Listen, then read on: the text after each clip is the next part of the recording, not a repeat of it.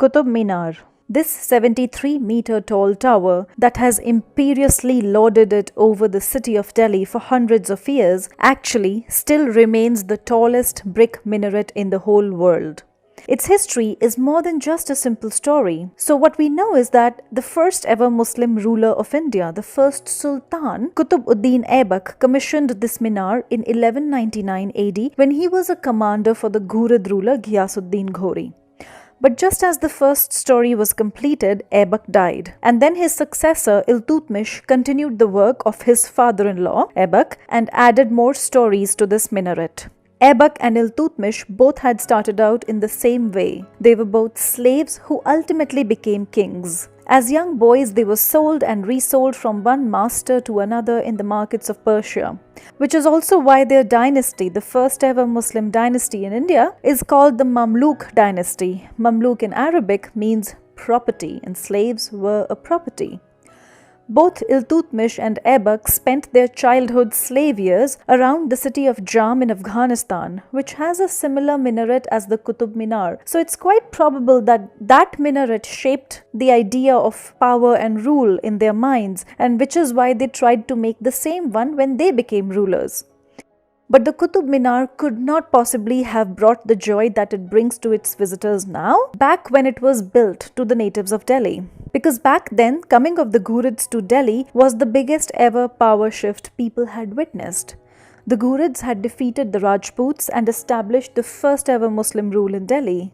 Imagine the confusion and the horror of the people of Delhi. But history is always written by winners. The Qutub Minar is trying to tell us so many things through its Arabic and Nagori writings. These inscriptions tell us of Qutb-ud-Din Aibak destroying some pavilions that had existed on this site before the minar, but there is no mention that he did this to raise any minar in their stead, which throws us entirely off balance, because if the pavilions were removed to build a minaret, that's exactly what the prescriptions would have proudly told us. But they don't. From these writings, we know that there definitely were Hindu temples that were reshaped, remodeled in some way. Looking at the inscriptions, we don't even find any mention of Qutb-ud-Din Aibak himself either, except just one actually. On the contrary, we find more references to this minar being a dedication by Iltutmish, Qutb-ud-Din Aibak's successor, to the Muslim saint Qutb-ud-Din Bakhtiyar Kaki. So this monument might just have been for him, which kinda makes sense because right alongside the Qutub Minar was commissioned a mosque which became the first ever mosque of northern India, the Quwwatul Islam Mosque. And the idea is that this minar was supposed to be used by the muezzin for the azan call, except that the Qutub Minar is 5 stories tall. It has 379 steps, which is a nightmarish prospect for any old muezzin to climb 5 stories a day, 5 times, and scream out an azan which nobody on the ground would be able to hear, let alone in the neighborhood. And would it really be okay for a place with such a religious purpose to still allow remnants of the previous Hindu religious structures, like these lotuses, these kalashes, these temple bells, to stay when they could just as easily have been smashed and removed like many others clearly were?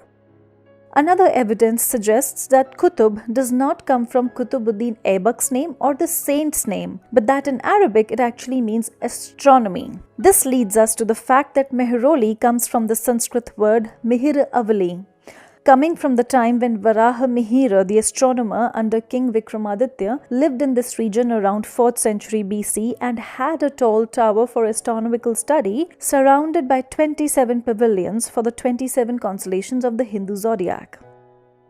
In Tarikh-e-Alai, the records of Alauddin Khilji's work left by his contemporary Amir Khusro, bless him, tells us of Khilji erecting this Alai Darwaza right here, and also of having ambitions to raise a rival minaret taller than the Qutub Minar itself. Of course, that never happened because Khilji commissioned the work in 1311 and died in 1316 when the work stopped. So now you just see this one sitting right there, awkwardly, the first story. I guess we'll never completely know the history of the Qutub Minar, and that's because records are lost. History does not happen in a clear linear pattern, and sadly it is written by winners, rewritten by the ones who win next, or manipulated by the ones who couldn't get to write them in the first place. So it is now up to the monument itself to tell us its story through its walls, gateways, through its stones, like these jalis here. When you look at these star and hexagonal patterns, you realize they're trying to tell us something. You realize there is a continuity in them, as in there's no beginning and an end, which represents the idea of infinity, God. And then if you look at these tiny ball-like motifs on top of the dome of Imam Zamin's tomb and the Alai Darwaza, they remind of the Amla motifs which have been used in Khajuraho temples. These actually are the gooseberries, the gooseberry idea which is very sacred to the Hindus. This hexagon right here, the first look of this might tell you this is a Jewish symbol, which is correct. But actually, this hexagon is used in Judaism, Islam, in Christianity, in Buddhism, and even in some prehistoric tribes going as far away as Mexico. In Hinduism, this means Shiv Shakti, which is a union of masculine and feminine energies representing cosmic creation. In Islam, this is the Star of David and the Seal of Solomon. In other philosophies, the very same star represents the union of man and God, leaving us much to ponder about. When man disrupts history, it is up to these silent stones to whisper the best stories, and the Qutub Minar seems to be doing a pretty enchanting job of it.